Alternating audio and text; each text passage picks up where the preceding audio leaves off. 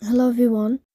Today we will speak about how to fix or how to solve the problem of quality on the application of DuckDuckGo. You will click on settings. In this page you will go to apps, default apps, app settings. On above you will search about DuckDuckGo and you will click here. Then this page of app info you will click on first stop and you will click OK. Here you will enter to the window of storage. Then this page of storage we click on clear cache.